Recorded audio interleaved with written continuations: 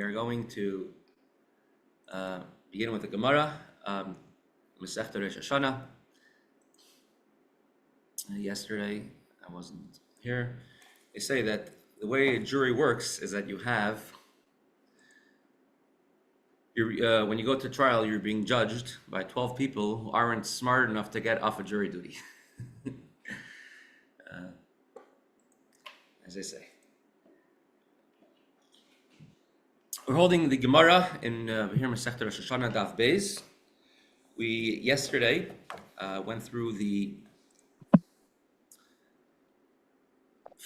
4 different Rosh Hashanas that are on the calendar. Just for some reference, I'll put it up here on the screen. A little animation, which is a cartoon of it. And we said the story of Rabbi Chaim and the 5th Rosh Hashanah. The Gemara is now going to go through all these Rosh Hashanahs one by one. There's Rosh Hashanah for kings, which is on Rosh Chodesh Nisan. In every single document, it had to say the reign of the king, to the year of the reign of the king. Because, as we'll see in the Gemara, if you have a document, a shtar, saying Ruvain owes Shimon $100, and he has to pay back by Zayin Cheshvan. If it doesn't say a year, person could say it means next year, 2 years, 10 years.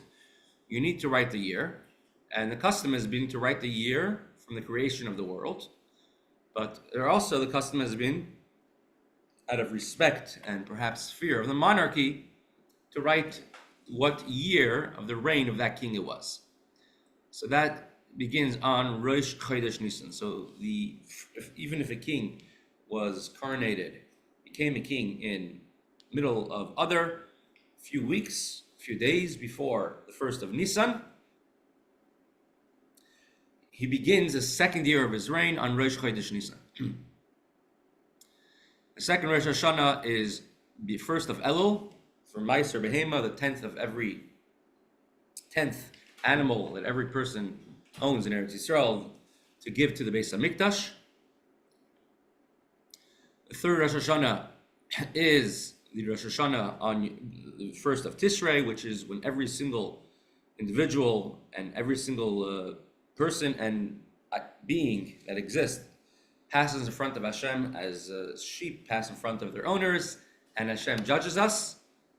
And Rosh Hashanah for new trees, according to Beis Hillel, is on the 15th of Shvat. According to Beis Shammai, is on the 1st of Shvat.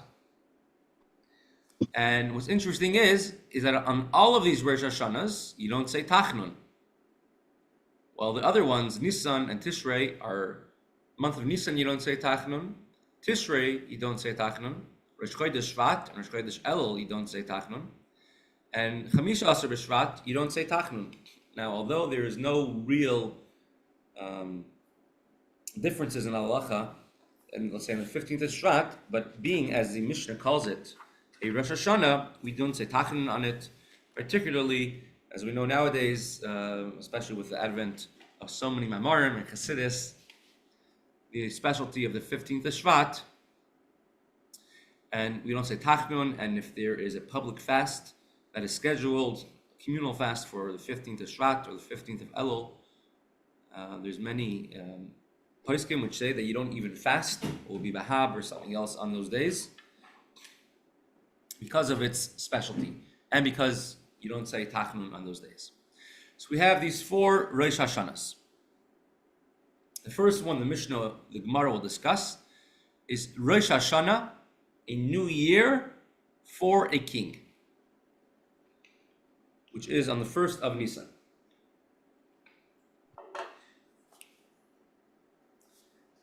There's a very interesting shot on this Mishnah from one of the first Vision Say Rebbes, who says that these Rosh Hashanahs, the 4 Rosh Hashanahs, correspond to the 4 different years, life cycles of a person.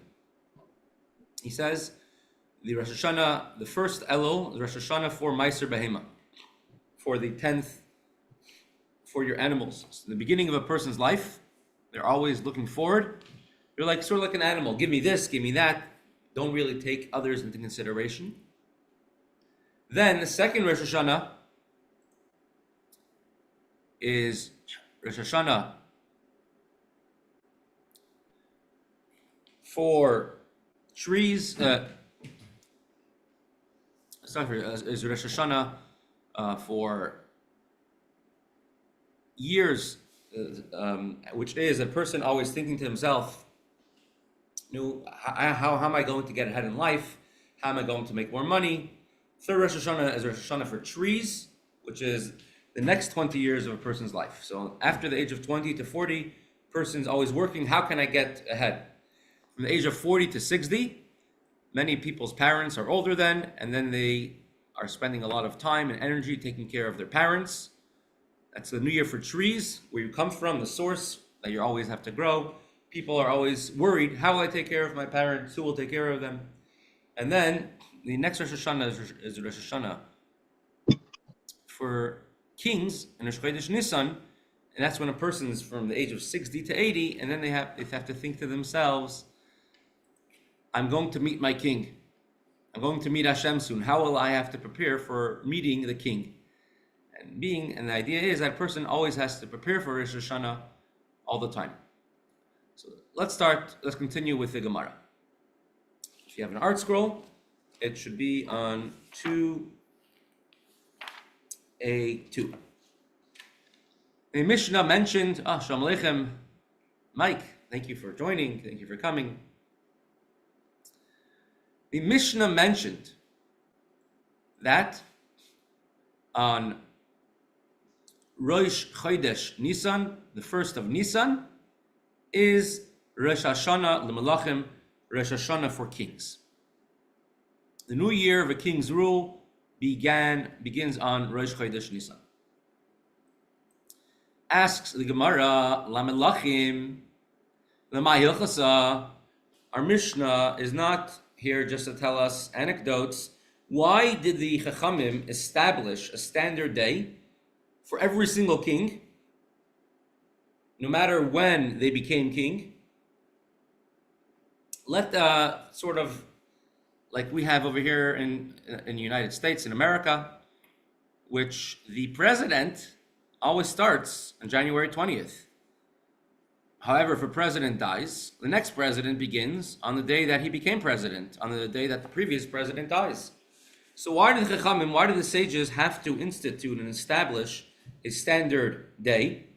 And what is a practical consequence for establishing a date from when the king's year of his rule, of his reign, begins? Says the Gemara. Shalom Aleichem, Mr. Nadich. Mike, Shalom Aleichem. So the Gemara answers, Amar Rav Chista, says Rav Chista, Lishtaris, it is necessary for determining when any legal document is valid. They always write the date of what year it is, and they write the year, not just what year from creation it is, but also the date of the year of the king, what year of the reign it is. I'll give you an example of a very old, famous document. It's called the Magna Carta, 1297. All of the rights that were guaranteed in there. And at the very end, it says, we hold these aforesaid rights and gifts to be right and welcome. In testimony, we have made these our letters patent, witnessed by Edward at Westminster on the 12th day of October, in the 25th year of our reign. So it's a common thing, even not just in the times of the Tanakh, but even more contemporary. And if you have a king in a country, you always need to mention and guarantee the king and to honor the king all the time. And so you write down in your documents a year of his reign, what year of the king's rule. It's the first year, the second year, the 10th year. And therefore, in order to make it standard, not confusing, they instituted one new year, one date, which the year of the reign of the king begins.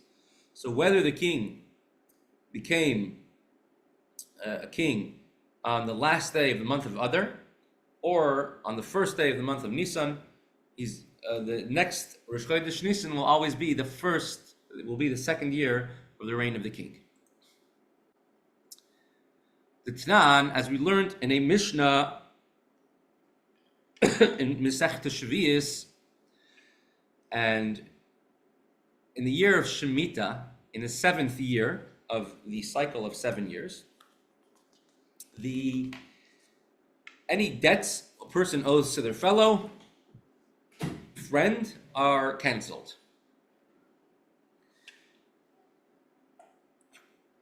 Now, how would a person usually know that they owe something to somebody else? So usually they have a paper, say in the paper, a document, which says that I borrowed money on, let's say, Ches Elul, I need to pay it back until Yud Ches Elul. But if there's no year written in the document, the person could always say, hey, the document is, this was meant for a different year, I have to pay you back in a different year. Or, let's say it came Shemitah and now the debt was canceled. So then the lender could say, he only borrowed money from me after Shemitah, and therefore the debt is still valid. And today we do a pruzbul, we transfer the debt to Beis Din in order that people should not hesitate from lending money to their fellow. At the time we learned in a brisa, Shtarei choiv hamukdamin pisulin, v'hamucharin kshedim. A predated document for a debt is invalid, and a post-dated document, promissory note, is valid. You have to, every document which says Ruvain owes Shimon $100, Shimon has to pay back $100 by this and this date. In order to make any shtar choiv, any document of a loan valid, you needed two edim, two witnesses. Even if you didn't have two witnesses, person A still has to pay back person B. However, if you had two witnesses, you could go to Beis Din and you could enforce that the person A has to pay back person B. And more than that, if person A owned any property of value, any objects or hard property, hard values, like a property or a servant at the time of the loan, even if it was sold, there already is a lien on the property, and therefore the buyer has to pay back the loan. Similar to if you buy a house and there's outstanding taxes on the house, you have to pay the taxes on the house before you gain complete ownership of the title. So in a similar way, if there's two witnesses on the document, if there are two witnesses on a document of a loan, it creates a lien on any real property, real assets owned by the borrower to pay back the lender. If the date on the loan was written before, so for example, let's say I own a house and I sold the house on Beis Elul. Now on Gimel Elul, I borrowed money from somebody else, and then I said I pay back by a certain date. So not me. The borrower didn't have enough money to pay back at that time. They can't go back to the buyer, the purchaser of the property, because the purchaser of the property has no. The purchaser of the property, when he bought it, there was no lien, right? The borrower did not yet borrow money from the lender, and there's no lien on the property that was sold. However, the person borrowed money on Beis Elul, and let's say in the shtar, in the document of the loan, the person put a previous date, a date from a week or two before. Suddenly, without even knowing, this buyer who bought the property off the borrower before suddenly has a lien on his property, and now he has to sell his property, he has to pay back the lender, he has to sell his property, pay back the lender, go take the borrower to court, right? And this is why whenever you buy a house, you pay a lot of money to have a title specialist to go through to make sure that there's no liens or open debts on the property. So therefore, if a document was discovered to be predated, the Chacham, our sages stated that it is invalid, totally invalid, and it cannot be enforced at all. And even a loan which was given after the date, or even a sale which was done after the actual date of the loan, there's no liens whatsoever from this loan at all, from this document, because even with two witnesses, because the person predated the loan. So that's what it means. If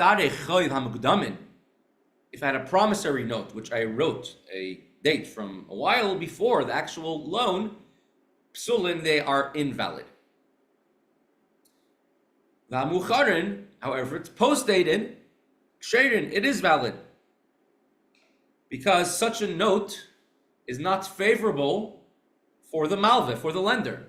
Because, let's say, person sold a property on Beis Elul, a person borrowed the money in Beis Elul, but when he sold the property on Gimel Elul, but the date on the loan is only Ches Elul, so then the borrower is losing any lien on the property that was sold after the date of the loan.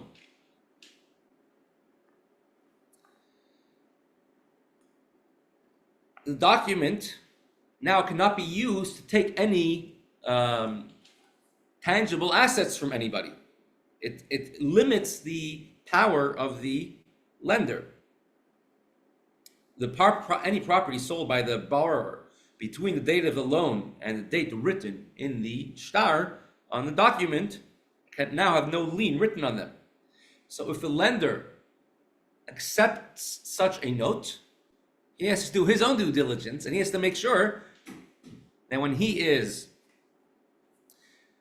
lending money to someone, the date on the document has to be that day's date. He shouldn't write a later date. If he accepted a document and two witnesses signed for a later date, and consequently now the lender has lost a lien on a property that was sold by the borrower. It's the loiva, it's a malvus, it's the lender's own fault for doing that. And he waives his right to exercise any lien on any properties sold between the date of the actual loan and the date written in the document. So therefore, the document, a post-dated promissory note is valid, but a predated promissory note is invalid. Tanu Rabbanan. Our sages have taught us in a new brisa. Excuse me, but why would somebody post-date a promissory note? Why would someone do that to themselves? I mean, there could be so many reasons why a person would want to do that. Perhaps the lender himself needs to show assets that he owns, so he has to show he has money in my account, and therefore he doesn't want to lend the money till a later date. Or I could think of a variety of reasons. Perhaps Bezdin's not in session that day. He wants to start it from a day when the Bezdin is in session.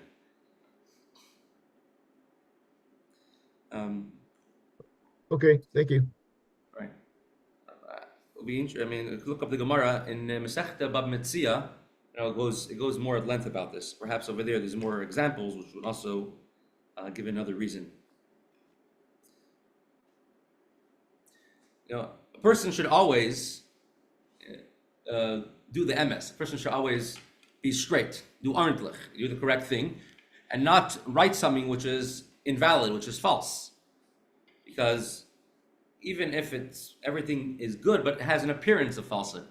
It's an old, Jewish witticism, the joke that we said in the shtetl, when there was mandatory army service, and it wasn't like in the U.S. Army where you had Aleph Institute and you had chaplains like Rabbi Eli Eshkrin taking care of all your Jewish needs. The army, the Russian army, which most the majority of the Jewish population of Europe was under the rule of Russian czars, Poland, Ukraine, Russia, and all the far-flung regions. And they're very anti-Semitic. And in order to get out of the army, people will go to the furthest extremes. They would never register someone as being born. They would falsify documents, and it was a very normal occurrence. It wasn't even considered to be something wrong, which is just a normal occurrence. Jews in the army was literally a danger of life for them. People used to borrow documents. Even the Rebbe's own even the Rebbe's own passport says that the Rebbe was born 7 years before he was actually born, 1895, before 1902, being that, who knows, for whatever purposes that was. Later on, of course, was corrected. But you couldn't really be Jewish in the Russian army. Shalom Aleichem, Yaakov! Thank you. So there was Yaakov, Shalom Aleichem, welcome.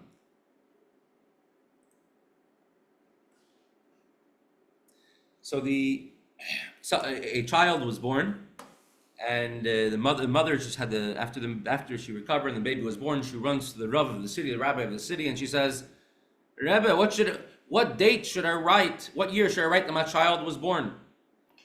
If I write that he was born 2 years later than he was actually born, it won't be, for the won't be good for the army. If I write that he's born 2 years earlier, then it won't be good for tax purposes. What should I do? So the rabbi tells her, maybe just write the truth, write the real answer. She says, oh, thank you, Rav. Thank you, Rav. It didn't even occur to me to do that. And so definitely a person should, when you're writing a document, you should definitely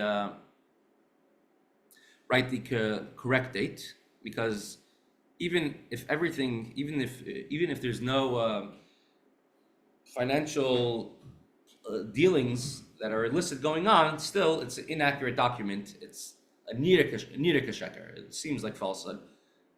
That's in halacha in Cheshire Mishpat by the Rama. Tanu Rabbanan. Our sages have taught us. We're going to talk about the new year for the king.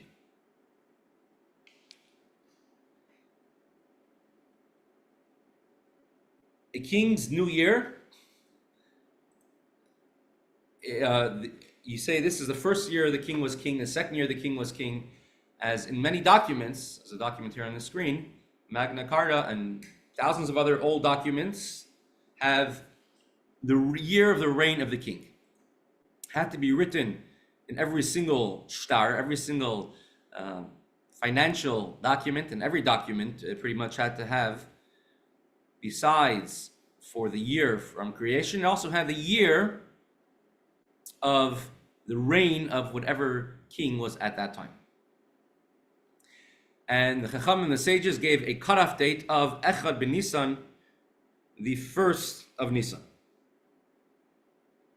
And we'll discuss why the first of Nisan, and we'll discuss what the practical implications are. Tana Rabban and our sages have taught us in a brisa.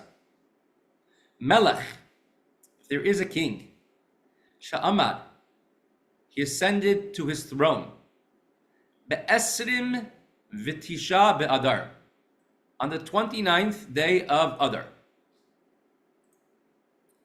which is one day before Rosh Chodesh Nisan, before the month of Nisan. Kiven she'egia echad ben Nisan, once the first day of Nisan arrives, also loy shana. That one day is already considered to be an entire year.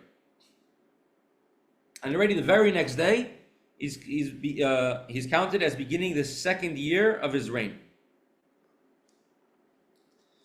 However, if the king became king one day later, on the first of Nisan,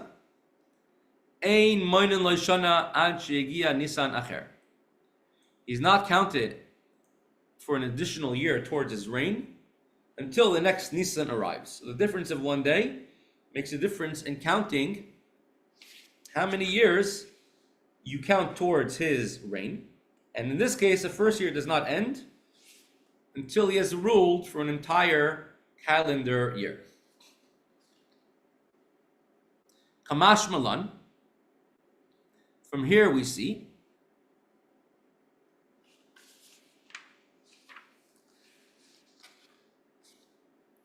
the Nisan Rosh Hashana L'Melachim. The Nisan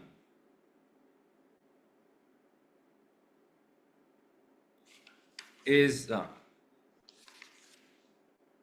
Amar Mar. Amar Mar. The master said when explaining this brayso, Melech she'amad b'eser v'tisha b'adar kivin shegia echad b'Nisan asal shana. Now the Gemara is going to examine and deal with this brayso. You stated that if a king became a king on the 29th day of Adar, as soon as the first of Nisan arrives, the year is counted for them to be king. It's already the second year. Hakamash Milan, the Nisan Rosh Hashana L'Melachim, or turn the page now to 2b. Rabbi Ruddle, he said he was a teacher for many, many years. He says one of his first students, a brilliant boy, his name was Willie. Willie, last name was Shakespeare. And when they were learning Mesechta Rosh Hashana, I learned the Mishnayos Rosh Hashana with Rabbi Ruddle. So this boy Willie asked him, Rabbi Ruddle, to be or not to be?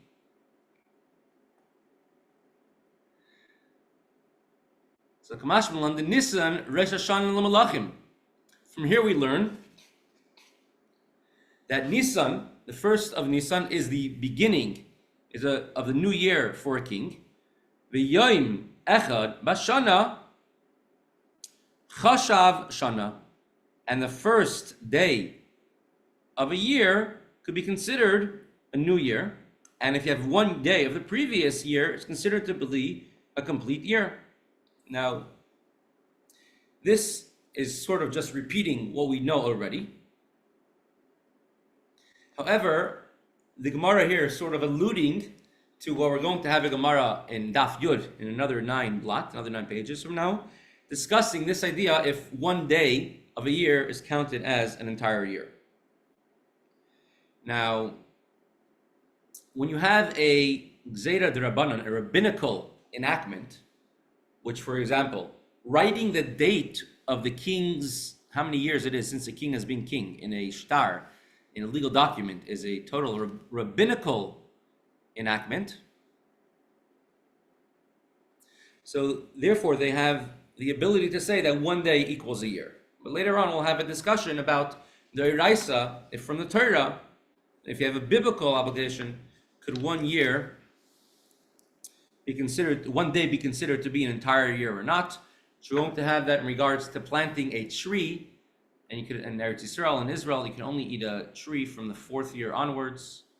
And so in order to, do you count it from the day the tree was planted, or from how many Rosh Chodesh Tishrei or Rosh Chodesh Shvatz or Tu B'Shvatz pass by from the day of that tree? And that we'll discuss on Daf Yud. Continues the Gemara.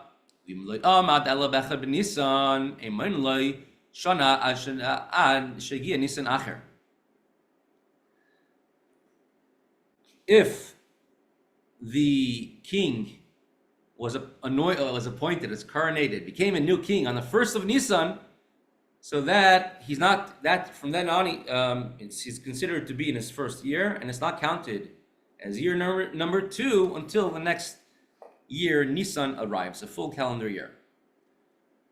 The Gemara asks, Pshita, obviously, what do you mean? You're trying to tell me that the year should end before Nisan? Why should you think the first year ends any earlier? It's not like a schoolboy trying to say, I wish the school would be over already. So why do we have to reiterate that the year is not over until the next Nisan? Obviously. Answers the Gemara, it is necessary for a case The imnu aleha me other. When the king was voted for, were counted. As Rashi says over here, there were sometimes the ministers of the king, after a king would die, they would vote which son of the king should be the next king, which one is deserving. Sometimes it was a younger brother, sometimes an older brother. As we see in Melachim, how many civil wars and the Jewish nation had one of the other, one king, one brother killing the other, parents, children, the mother, etc. But the ministers would many times vote who would be the next king.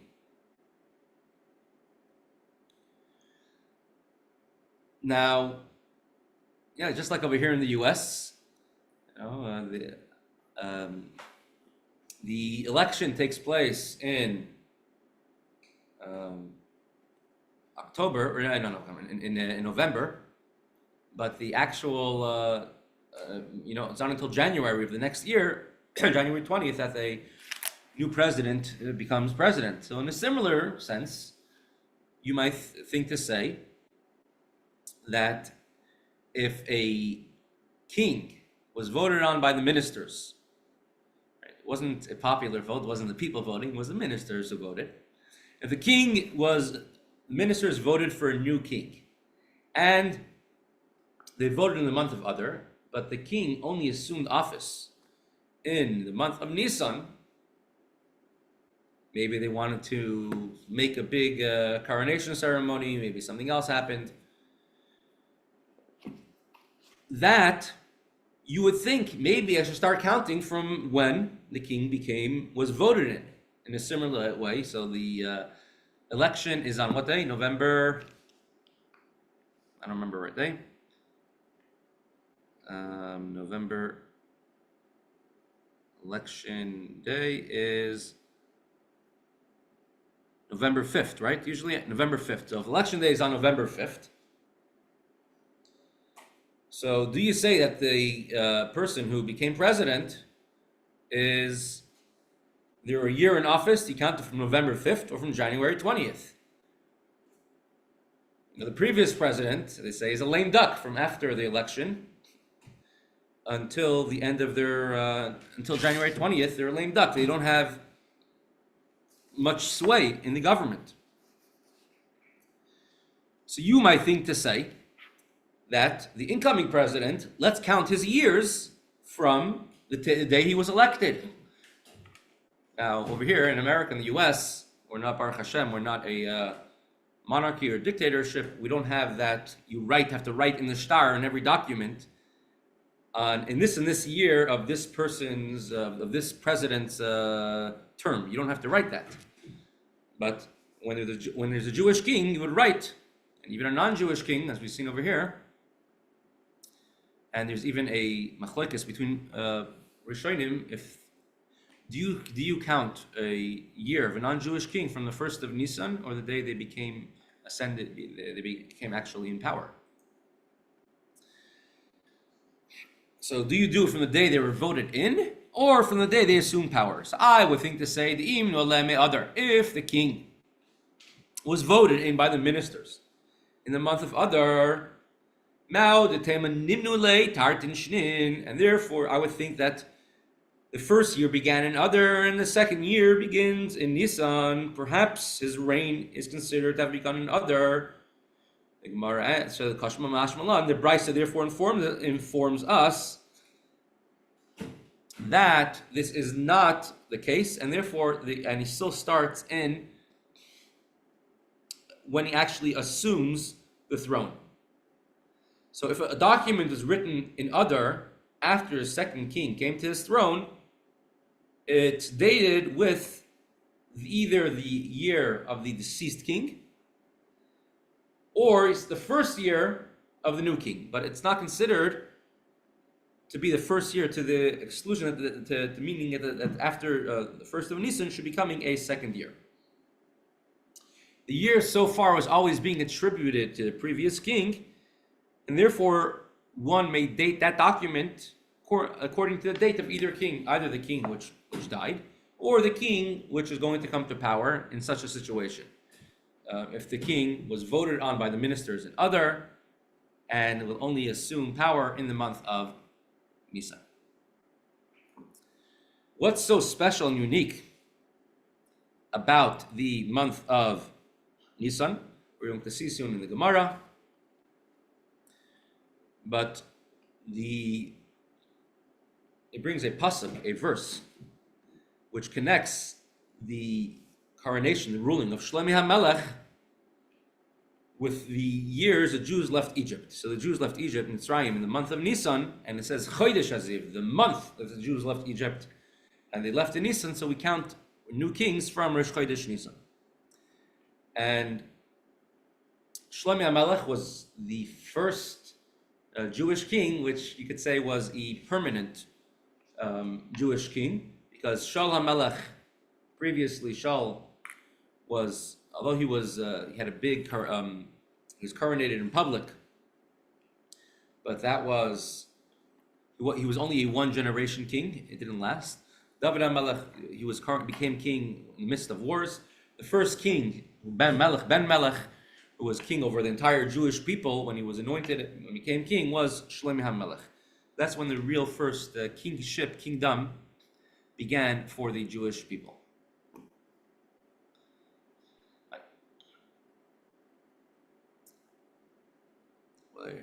We'll pause the Gemara over here, and we'll continue with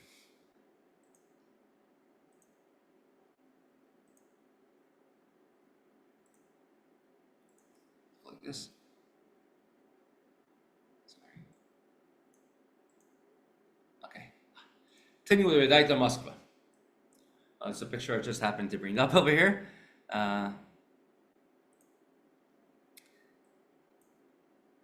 Anyone recognize this picture?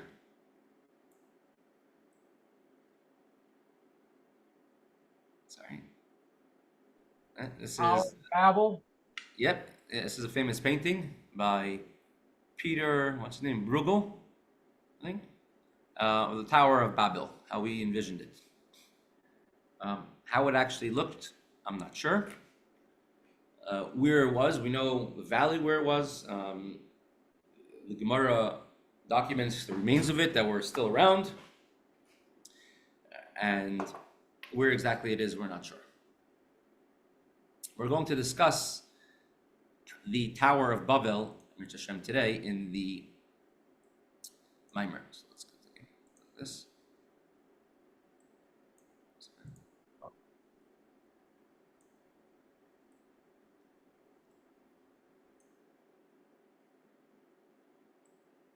So in Dovi's here, if you have the book, if you have the Sefer, we are starting. We're holding page 191. We're going to discuss Gilgulei Neshamas, reincarnations. Reincarnation is a very Jewish idea. And other places which bring it up, most of them in a skewed sense. And we know, for example, our generation, we are Gilgulim, our Neshamas, our reincarnations of the generation of the Jews which left Mitzrayim, which left Egypt.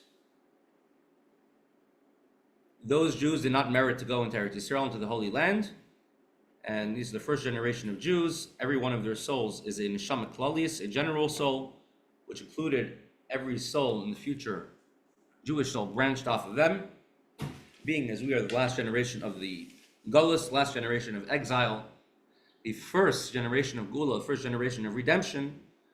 So those souls had to come back to this world again. And once again, we are neshama klalis, we're general souls. We have the ability to fix any problems that took place, not just for us, but in the past as well, for all generations. However, and the main issue when the Jews left, when the Jews were in Egypt, they did not believe properly in Moshe Rabbeinu, in Moshe, and Many of them did not want to listen to Moshe's news that Hashem is taking us out of Egypt because of the hardship of the exile. And so to fix that, our task is to fix that by having emunah, bitachon, belief in Hashem, and following the Moshe Rabbeinu, the tzaddik of our generation as well. However, and of course, Gilgulim, there are many hundreds of anecdotes, stories of certain tzaddikim which told certain people what their purpose was, what the Gilgul was, to fix a certain neshama, a certain soul, what their task, what their mission in the world was. A chassid of the Alter Rebbe was, during that time, the Jewish, they were suffering extreme poverty. Russia, Poland, the whole Pale of the Settlement, it was before the Pale of the Settlement, but they were suffering extreme poverty. And the Alter Rebbe, and the chassid came to the Alter Rebbe asking a bracha, a blessing, for to make a livelihood. And he said, in addition to being so poor, he said his wife is constantly nagging him all the time. And he came to the Alter Rebbe, and the Alter Rebbe told him that our generation is a Gilgul, where we are reincarnations of the neshamas, of the souls of the Jewish people of the time of the first Beis HaMikdash.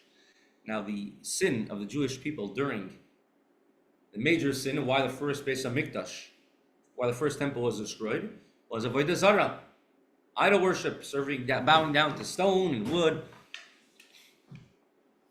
And every time a Jew, unfortunately, bow down, served an idol, and they were chayav misa, I'm saying they had a certain, they were liable to a penalty, to punishment, and they never received it. Therefore, the neshama had to come down again to this world. So the neshamas of our generations, of the Alter Rebbe's generation, came down to this world to rectify, fix all the mistakes of that generation of the time of the first Beis HaMikdash. And being, as it says, ani chashuv kameis, a poor person is as if they're dead. Yaakov Avinu, he gave away all his possessions and to Eliphaz consider him dead. People which are poor, many of them don't want to live life anymore. And he says, every time a Jew groans, a Jew sighs from their poverty, it alleviates, it redeems or ticks off, you could say, one of the chiyuv misas, one of the obligations that a person would have been, one of the liabilities that their neshama had, and from the serving of avodah zarah in the times of the first Beis HaMikdash. And he says, and that is why this generation, Alter Rebbe's generation, the Jewish people were so poor during that time. Perhaps that explains why they learned so much Torah as well. Right, so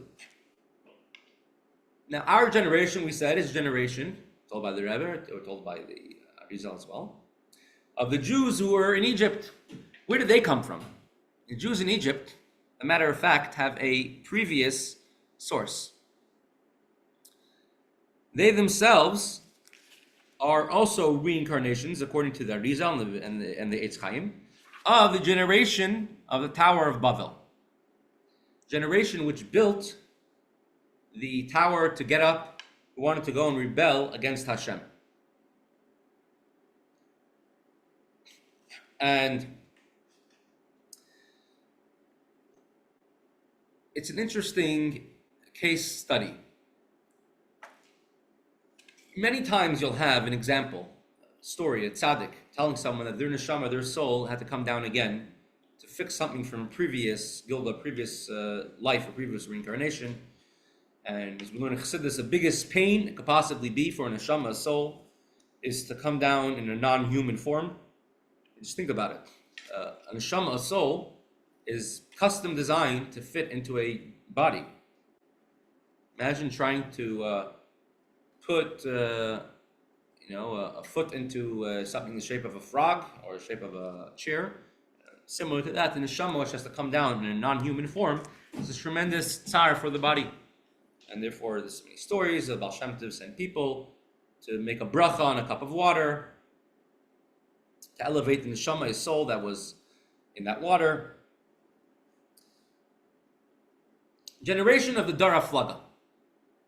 Generation of, they were the great divide. Haflaga means schism, a divide. They were united. They got along with each other. But the Hashem had to split them up because they all united against Hashem. Similar to nowadays. You know, all the nations of the world unite against the Jewish people, Hashem's chosen people.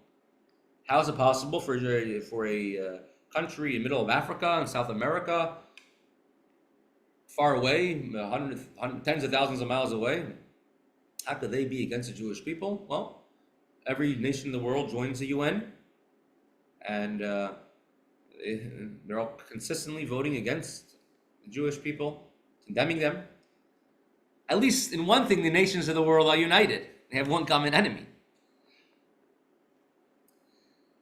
So the generation of the Tower of Babel, this happened when Avram Avinu was 50 years old. Noach, I think, was still alive then. It says 8 years before Noach passed away.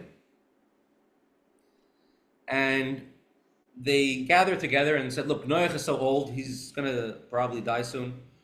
The generation which witnessed the flood is dying out.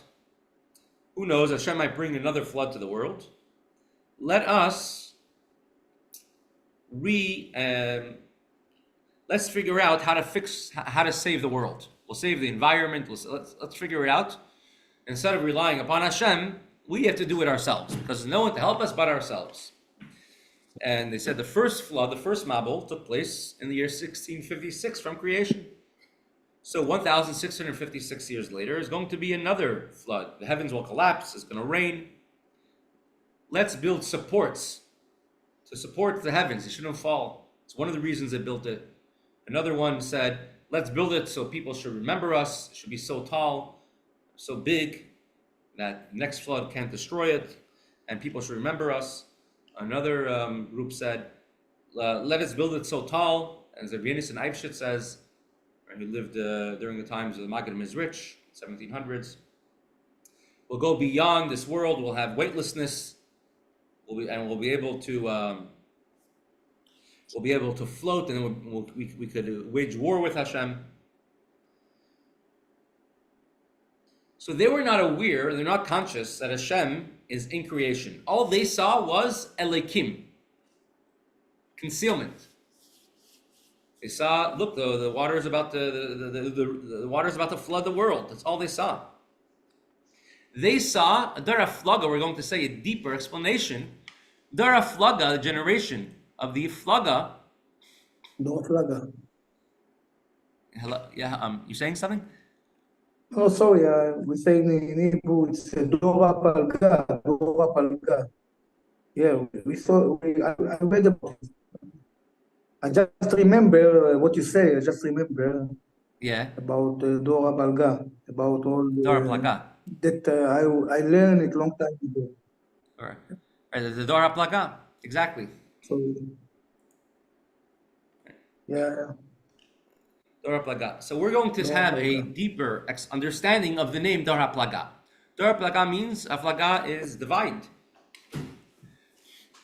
As a mimer, until now, we're learning over and saying this in one form and another form. It's on the words Veyadaata Hayom Hashavos Elovachi Shno today Ki Hashem Hu Elokim. Havaya, name of Hashem of Yudke Vavke, is Hu Elokim. It is Elokim. The name Elokim comes from the word Helem, to cover, where you don't see Hashem out here in the world. You look outside, you don't always see Hashem. It's hidden. You have to see Yudke Vavke, Hashem's name, which is the one who's always creating the world. And we have to look inside of it. And a Jew's task is to reveal, to look in for the part of Hashem which is hidden inside of creation. The generation of the flood, Dor HaPlaga, they were stuck. By them, Havaya, they had a pilug, they had a separation between the name of Hashem, Yud-Kei Vav-Kei, and the name Elokim. They couldn't fathom that Hashem is involved in this world. Really? You're telling me Hashem really cares what I do when I wake up and how many tomatoes I put on my omelet in the morning? Hashem really cares? And Hashem really cares how many apples are on every tree? They couldn't understand. They couldn't fathom that. They thought, Azava Vayata Ares Chas v'Shalom. God forbid that Hashem abandoned the world. And whatever happens in the world is at the mercy of science and nature. They believed in what they saw instead of looking for the light within. Baruch Hashem, a Jewish person who has a neshama, many times, especially, a person steps back and don't look at the last day. Look at the last 10 years. You realize how many supernatural things happened. Where you were 10 years ago to where you are today. One of the things of the generation of the flood, Hashem can't control the climate. Meaning, Hashem can't make the world have the best climate. We'll control the climate. We'll save the world. I mean, we see how erroneous it is then, but the same thing's happening today in many places around the world, in a different guise. The same idea, meaning that Havaya and Elikim are separate. Right? So we'll at least say a few lines inside. Umeyata, Sarach Lavin Shaychus Inyin Veyadaata Ki Havayahu Elikim. Yitzias Mitzrayim Knisat Haaretz. The Torah tells us, Hashem tells us, Chumash Devarim, Veyadaata Yom, you should know today, take it to heart, Havaya is Elikim. God is God. What does it mean, God is God? The name of Havaya, Yud-Kei Vav-Kei, the name which is beyond understanding, is Elokim, the nature of the world. Why do the Jewish people have to be told this before going into Eretz Yisrael, into the Holy Land? And what's the connection? It says, you should know that God who took you out of Egypt, the previous psukim, previous verses, you should know God took you out of Egypt, He's all powerful, and you should know today, before you go into Eretz Yisrael, that Havaya hu Elikim, God is God.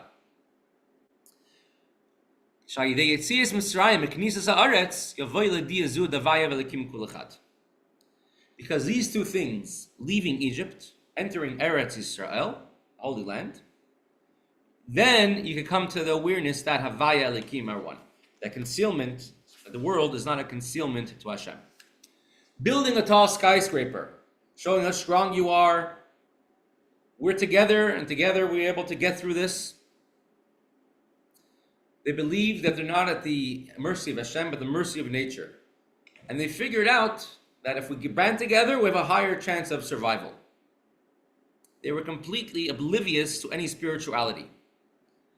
In order to fix that up, they had to come back into this world again. And there, when they came back into this world, they were steeped in the lowest lowest culture of the world, which is in Egypt. Came back as a Jewish people. So was the Jewish people in Egypt, a land full of klipa. They worshipped idols, they worshipped sheep, they worshipped animals. The way they ended their previous lifetimes was the way the Jewish people began their new lifetimes in Mitzrayim. Deeply involved and steeped in the worship of the superficial, what you see outside. Perhaps our generation, which goes back to then, has some of those aspects. And that's why Moshe Rabbeinu had to bring the 10 plagues. Couldn't just take them out of Egypt. We had to show how nature is not in control, because it's Hashem who is in control and creating something every moment. So the 10 plagues, leaving Egypt, was not just to punish the Egyptians, but it was a lesson. It was a classroom by the greatest teacher of all. Who's the greatest teacher of all time? Hashem. And with that, I want to thank everybody. I want to thank Yaakov,